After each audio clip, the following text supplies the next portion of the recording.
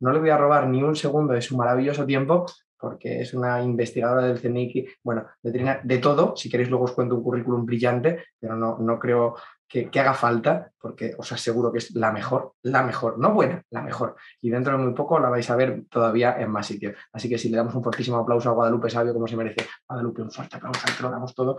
Ahora ya te ponemos en grande que te veamos. Muchísimas gracias, Guadalupe, por estar aquí con nosotros. Gracias a ti, Jorge. Bueno, pues yo soy Guadalupe Sabio, como ha dicho Jorge, soy investigadora del Centro Nacional de Investigaciones Cardiovasculares.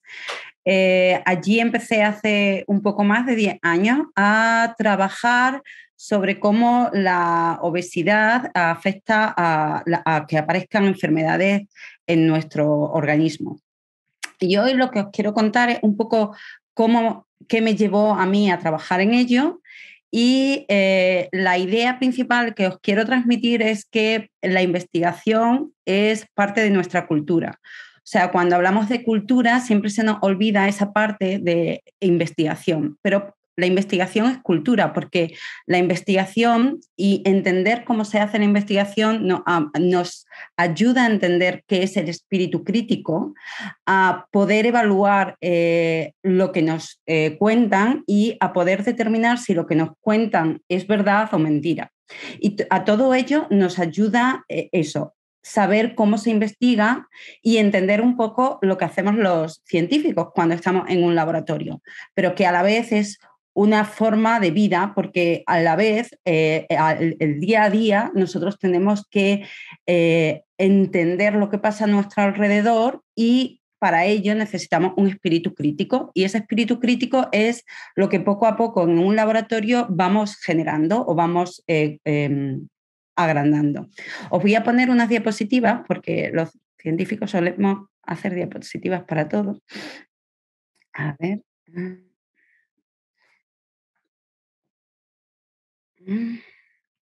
¿Se ven? Estupendamente, Guadalupe. Se ven Perfectamente. Pues, como os decía, la ciencia es parte de nuestra cultura porque es imprescindible aprender a pensar. Y ese aprender a pensar, en parte, nos lo da la ciencia, porque es una forma de intentar entender lo que está a nuestro alrededor y por qué pasan las cosas que pasan. Yo, como ha dicho Jorge, nací en Badajoz, soy extremeña y debido a la ciencia y a que la ciencia te hace viajar, he ido viajando a diferentes sitios para aprender. Los científicos necesitamos entender mucho de cosas muy, muy precisas. Por eso, para poder entender esas cosas y poder aprender de esas materias, necesitamos ir a sitios que a lo mejor no están tan cerca de casa. Y por eso al final tenemos que irnos de España, pero bueno, intentar volver siempre que se pueda, ya que al final es importante traer todo ese talento a nuestro país. ¿Y qué se necesita o qué cualidades se necesitan para ser investigador? Muchísimas. Pero voy a empezar por la perseverancia y la capacidad de frustración y la tenacidad. Aunque muchos de vosotros penséis que para ser un buen investigador se necesita ser inteligente, quizá no es tanto eso como ser perseverante y tener una capacidad de volver a levantarse cada vez que no funciona algo. En el laboratorio, el 80% de los experimentos no funcionan. Diría un 70% de las veces hay un problema técnico. O sea, la primera vez que haces un experimento casi nunca sale porque son muchísimos pasos a seguir y siempre hay alguna equivocación en el medio. Pero además, muchas veces la hipótesis que tú tenías no era la adecuada, con lo cual tienes que volver a empezar. Por tanto, la perseverancia y la capacidad de frustración y la tenacidad son imprescindibles. Por eso también quizá se ve como una carrera muy vocacional, porque una carrera en la que te dedicas mucho a ella, se necesita mucho esfuerzo y mucho tiempo, y solo con vocación puedes hacerlo, porque si no, no eres capaz de dedicarle tantas horas a algo. Y por eso aunque no sea la mejor forma de coger a los nuevos investigadores, una de las formas que se tienen son las becas. ¿Qué son esas becas? Pues se le da una beca a los mejores de la promoción. ¿Por qué? Porque se piensa, y en un porcentaje es verdad, que esas personas han sido capaces durante la carrera de tener estas cualidades, de ser perseverante, de esforzarse, de ser capaces de ser tenaces. Pero es verdad que hay personas que serían fantásticos investigadores y los perdemos por eso, porque solo se coge normalmente a los que tienen muy buenas notas. Por eso. Una vez que empiezas la carrera investigadora, haces muchos experimentos para conseguir nuevos descubrimientos. Y todo ello lo haces con ayuda del trabajo en equipo. Y es muy importante para ese trabajo en equipo y para difundir lo que descubrimos, la capacidad de comunicación. Muchas veces, y además realmente no se forma tan bien como se debería, porque como son carreras de ciencias, pensamos siempre que no tenemos que educar la parte de letras, pero es súper imprescindible que los investigadores sepamos comunicarnos, porque sin saber comunicarnos no podemos ni comunicarnos con los otros científicos ni comunicar a la comunidad científica lo que hemos aprendido, con lo cual nuestros descubrimientos serían inútiles. Y siempre estamos en un completo aprendizaje. ¿Por qué? Porque cada descubrimiento aprendemos algo nuevo y ese algo nuevo nos va a llevar a volver a empezar porque ese aprendizaje nos hace preguntarnos más cosas sobre lo que no entendemos. Los científicos necesitamos observar lo que nos rodea, porque solo observando podemos hacernos preguntas. Y esas preguntas tienen que estar bien hechas, pero pueden ser muy diversas. Por ejemplo, podemos preguntarnos cuándo apareció el mundo, cómo podemos curar una enfermedad. Hay millones de preguntas y cada científico se pregunta unas cuantas. Lo primero es empezar a estudiar. Estudiamos si alguien antes se hizo esa misma pregunta, porque no vamos a ser los únicos. A lo mejor ya se la han hecho y ya han hecho una hipótesis y ya han visto si tiene una solución. Y, por tanto, tenemos que estudiar lo primero, lo que se conoce sobre ese tema. Y lo siguiente es, como he dicho, lanzar una hipótesis que se debe de poder evaluar, porque si no se puede evaluar no es ciencia, y que se basa en lo que conocemos. Estas dos características son claves para entender lo que es una hipótesis. Lo que no se puede evaluar es magia o otra cosa, pero no es ciencia. ¿Y cómo lo evaluamos? Pues si estamos en una ciencia aplicada como la nuestra o una ciencia práctica, como se suele decir, se hacen experimentos. Y esos experimentos nos tienen que llevar a decidir si lo que nosotros pensábamos que ocurre era cierto o no. Y una vez que hemos hecho todo el estudio científico, tenemos o un resultado positivo o negativo. Y las posibilidades de que sea un resultado negativo son muy altas. Tened en cuenta que nosotros tenemos que hacer muchas hipótesis para que una sea correcta, aunque hayamos estudiado antes. Por tanto, eso es muy importante, que tengamos una capacidad alta de frustración y de que cuando algo no nos sale bien, volver a empezar. Porque si tiráramos la toalla a la primera vez que no nos sale un experimento, no podríamos ser científicos. Después de hacer los descubrimientos, es muy importante contarlo. A veces se banaliza eso de que los científicos solo queremos papers, pero realmente contar a la comunidad científica lo que hacemos es imprescindible para que los otros científicos en otro contexto y con otros conocimientos sean capaces de utilizar lo que nosotros hemos descubierto para que ellos descubran más cosas.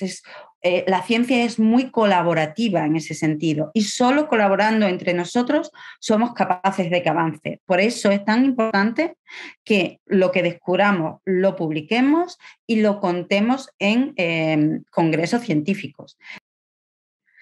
Y también es muy importante llevar la ciencia a la sociedad, porque como os decía, la ciencia es parte de nuestra cultura y tenemos que educar en ciencia para que las siguientes generaciones tengan un espíritu crítico, sean capaces de analizar lo que les cuentan.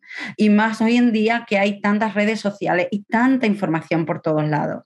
Es mucho más importante hoy en día el espíritu crítico que ser capaz de memorizar un montón de cosas que todas están en las redes. Pero ser capaz de leer algo en las redes y saber si es verdad o es mentira es imprescindible para nuestro futuro. Y por eso es tan importante llevar la ciencia a los niños y a la sociedad en general. Os voy a explicar un poquito a muy grandes rasgos qué es lo que hacemos nosotros y cómo podemos estudiar la obesidad desde distintos puntos de vista.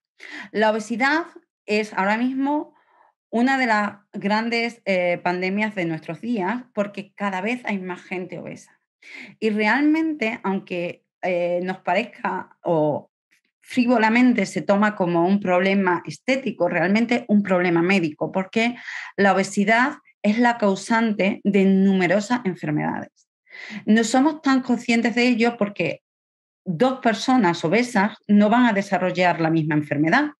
A lo mejor una va a tener un infarto al corazón y otra va a ser diabético. Pero eso no significa que la obesidad no esté detrás de ambas enfermedades. Sin embargo, no sabemos por qué un obeso desarrolla un infarto al corazón y otro diabetes, otro cáncer. O sea, hay una serie de efectos que causa la obesidad que nos predisponen a tener una enfermedad, pero todavía no conocemos muy bien por qué.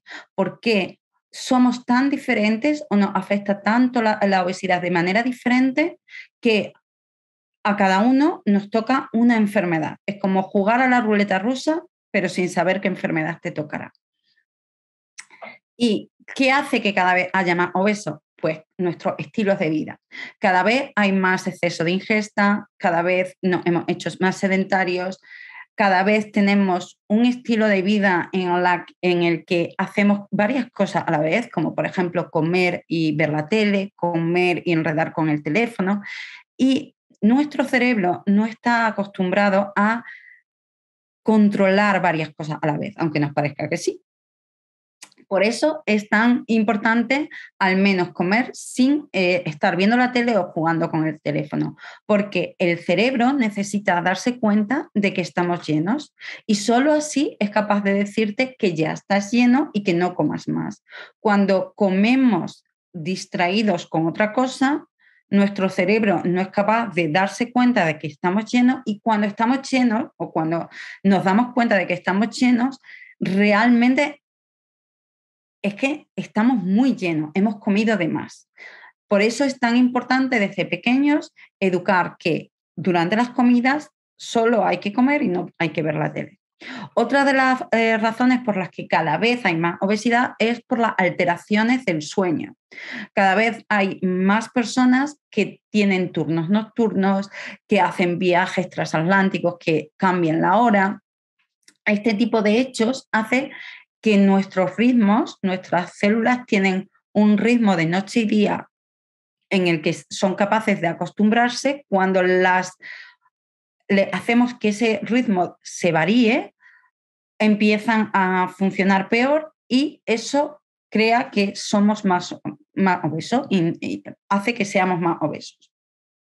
Hoy en día se sabe que la obesidad no es una enfermedad como de un solo órgano, sino que es una enfermedad que aparece por el efecto multiorgánico de muchos órganos y en la que la comunicación entre órganos es imprescindible.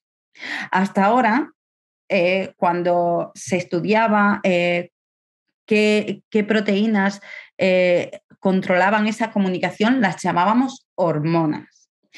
Pero hoy en día hemos descubierto que esas hormonas, que al principio pensábamos que solo se producían en 1 o 2 o 3 órganos, que eran los órganos endocrinos, las producen muchos más órganos. Hay muchos órganos que pueden producir esas proteínas que se secretan y que hacen que puedan hablar con el resto de tejidos de nuestro organismo. El corazón las produce, nuestro sistema inmune, nuestra grasa, nuestro músculo, nuestro hígado y nuestro cerebro. Y con esas proteínas es a través de las cuales los tejidos se hablan entre sí. Y en ese diálogo es muy importante en el desarrollo de la obesidad, porque aunque la obesidad empieza con una alteración de nuestro tejido adiposo, ese tejido adiposo le dice al resto de órganos que no está bien y que tienen que adaptarse. Y en esa adaptación es cuando empiezan esos órganos a fallar. Cuando O'Reilly, que era el médico de este niño, leyó este artículo en el que explicaba cómo este ratón era obeso y que no paraba de comer, decidió que a lo mejor su paciente, que era un niño de 3 años con 42 kilos, tenía esa misma enfermedad y podía tener una mutación en esa proteína. Así descubrieron esta proteína, que es la leptina. Es una proteína que produce el tejido adiposo y va por nuestra sangre hasta nuestro cerebro. Y en el cerebro nos dice que ya estamos llenos. ¿Qué pasa cuando un niño no tiene esa proteína? Pues que nunca se llena, siempre tiene hambre. Y aquel niño de 3 años siempre tenía hambre, un hambre feroz. Poco a poco, cuando el médico le empezó a dar esa proteína, el niño adelgazó, demostrando que esa proteína era capaz de disminuir el hambre en ese niño y que solo con esa proteína era capaz de curarlo, de hacerlo más delgado. Con este descubrimiento se descubrieron 2 hitos en la ciencia. Uno, que la obesidad tiene un carácter genético. Hay una serie de personas que son obesas y tiene un inicio a esa obesidad por unas mutaciones en su ADN, y también que la grasa puede funcionar como un órgano endocrino, es decir, que es capaz de secretar proteínas que tienen un efecto en un órgano lejano, por ejemplo, el cerebro, como hemos visto. ¿Qué pasó a partir de ese momento? Pues que a pesar de que la leptina era un gran tratamiento para este niño, la mayoría de los obesos que conocemos, su cerebro no reacciona a la leptina.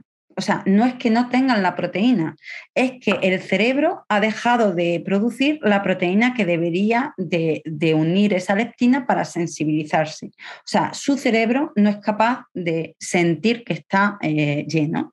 Y por eso muchos obesos siempre tienen hambre. Es por eso también que debemos entender que la obesidad en sí es una enfermedad y que como tal hay que tratarla. No podemos excluir a los obesos socialmente y debemos siempre intentar entender que es una enfermedad y que para tratarla hay que ir a un médico especialista. No pensar que haciendo ayuno e intentando hacer dieta por nuestra cuenta vamos a mejorar. ¿Y qué hacemos ahora? Pues ahora intentamos entender cómo la grasa deja de ser saludable y esa falta de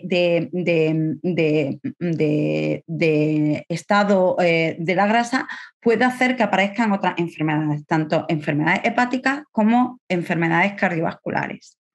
¿Y qué cosas afectan a la grasa? Por ejemplo, la inflamación, los cambios de ciclo, o sea, la falta de sueño, la obesidad o la mala alimentación. Y cuando hablamos de mala alimentación, no siempre hablamos de estar obeso.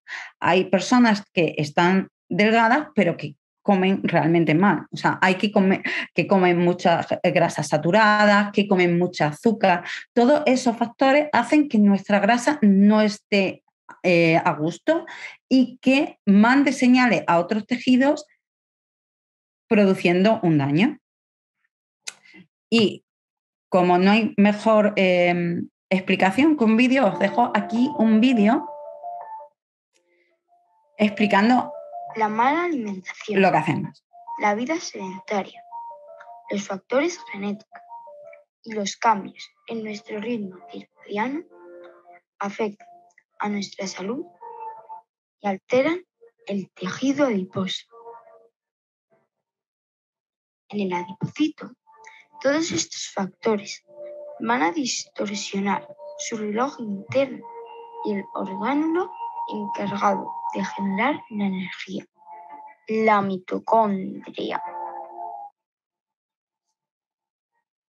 Estos adipocitos alteran la secreción de metabolitos y proteínas, metaboquinas, que viajarán por la sangre para llegar a diferentes órganos, avisando de que existe un problema en el tejido adiposo y afectando a su función.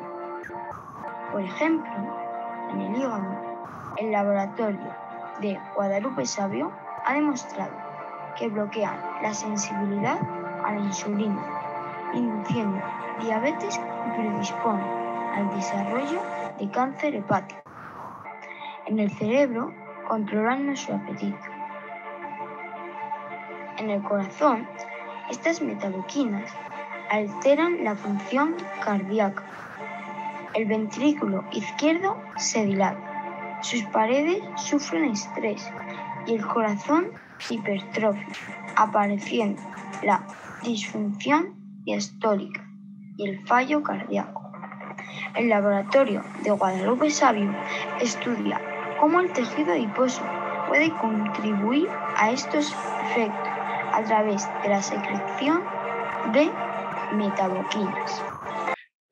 Yo sabía, por suerte, ya te he escuchado lo suficientes veces como para saber que nos ibas a hablar de esto, cuál es tu maravilloso trabajo. Y mi pregunta es, desde la sociedad del aprendizaje, ¿vale?, que es donde estamos ahora mismo, un ámbito donde llegamos a todos o pretendemos llegar a todos los estamentos de la sociedad, desde una persona que trabaja a nivel público hasta un empresario, pasando por un emprendedor, hasta un profesor, ¿cómo debemos hacer para que esto cambie? ¿Cuál sería tu consejo para que, cómo podemos hacer desde la sociedad? ¿Qué es lo que tenemos que hacer? ¿O qué nos recomiendas? ¿O qué pautas nos debes dar? ¿O qué opinas? Bueno, lo primero te pregunto qué te parece este proyecto. Ya aprovecho y digo qué te parece el proyecto de la sociedad del aprendizaje y luego te digo qué debemos hacer. Así ya aprovecho y te cuelo ahí un gol, pero seguro que Carlos estará contento de que lo haga. Luego me reñirá y me dirá, ¿por qué me has pisado la pregunta? Pero yo te lo pregunto ahora.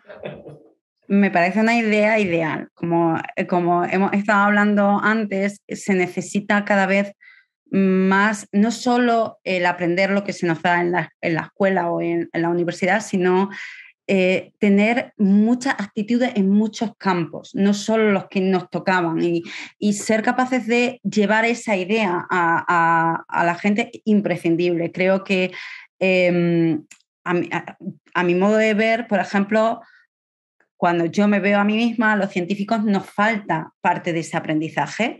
Nunca nos enseñaron que era importante eso de la lengua, el saber explicarnos, el intentar enseñar. No, porque los científicos hacemos cuentas, miramos experimentos y ya está. Pero no, te das cuenta conforme te vas adentrando en el mundo del trabajo y en tu carrera, que si no eres capaz de explicarlo, tus propios resultados, nadie te escucha. O sea, y si no te escuchan, no son importantes. O sea, es muy importante no solo adquirir esos aprendizajes que son propios de una carrera, sino toda una serie de aprendizajes que al final te hacen ser más feliz en la vida. Guadalupe, si nos quieres contar un poco esa parte vocacional tuya y algún consejo para los padres y las madres que nos pueden estar escuchando de cómo irle iniciando a esas posibles vocaciones científicas, nos vendría también muy bien.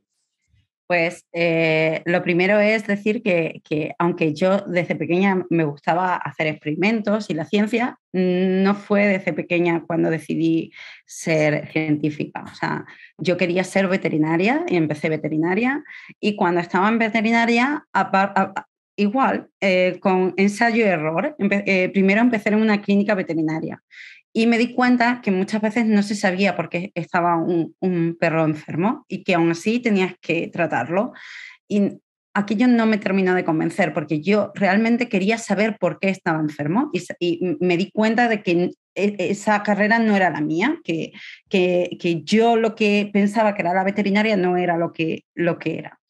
Entonces, después fui a un zoo para ver si aquello me gustaba y tampoco me gustó. Y después fui a un departamento de patología y tampoco me convenció. Hasta que llegué, ya estaba, esto todo lo hice el primer curso y el segundo, y a finales del segundo año de carrera fui al departamento de bioquímica y fue cuando me di cuenta que aquello era lo que me gustaba. Mi padre había sido químico y siempre o sea, a mí me gustaba cacharrear con él, pero no me gustaba la química porque era como muy abstracta para lo que yo quería. O sea, yo quería hacer eso, pero con cosas vivas, y hasta que no descubrí la bioquímica, no me di cuenta de que aquello era lo que a mí me gustaba. Y con eso lo que quiero decir es que solo se aprende también intentando cosas. O sea, que es muy importante no pensar que cuando te has equivocado, has ido por el mal camino. Todo lo que has hecho te ha servido para aprender. O sea, todas esas equivocaciones me sirvieron para darme cuenta al final de qué era lo que me gustaba. Y todo tiene que ser un aprendizaje en la vida. Entonces, es muy importante que a los niños, cuando son pequeños todavía, se les enseñe muchas cosas. O sea, se les lleve a sitios para que vean cómo se hacen experimentos, a ferias de ciencia, o sea, que vean distintos campos, no, o sea, simplemente les enseñe distintas cosas, que vayan a la ópera, que vayan al teatro, que estén abiertos a todo un mundo para que ellos sean capaces de darse cuenta qué les gusta. Porque al final, si tú haces lo que te gusta, siempre lo vas a hacer mejor que si haces algo que no te gusta. Madre mía, qué cosa más bonita acabas de decir, pero yo solo tengo que decir varias cosas. O sea, la primera que diré, si haces cosas que te gustan no será un trabajo. Y yo que me dedico a lo que me dedico, ya lo sabéis todo, está claro. Yo no trabajo, yo disfruto y me pagan por ello. Yo soy un privilegiado. Tengo a unos amigos increíbles en un evento como este y tengo la suerte de poder invitarles y que participen. ¿Qué voy a decir? O sea, hay un montón de posibilidades. Los que somos padres y tenemos la opción de abrirle los ojos a nuestros hijos, no pretendamos vivir la vida de nuestros hijos, me ha encantado esa reflexión, sino abrámosle las puertas y que ellos elijan lo que más les gusta. Gracias a todos por estar aquí. Gracias. Os pedimos solo un poquito de que hagáis lo que Guadalupe nos ha enseñado, el que intentéis hacer chic aquí y que este cambio en la sociedad, lo que realmente promueve la sociedad del aprendizaje, transmitáis lo que habéis aprendido hoy a vuestro entorno, a vuestros seres queridos, a vuestra familia, a vuestros amigos, porque si lo vamos haciendo es la manera de que lleguemos a todos. Gracias a todos por estar, gracias especialmente a Guadalupe por este momento, gracias Carlos por hacerlo posible y a toda la parte técnica de Miguel y compañía por hacer posible todo esto. Gracias y nos vemos en la próxima. Hasta la próxima. Hasta pronto. Gracias a vosotros. Un abrazo.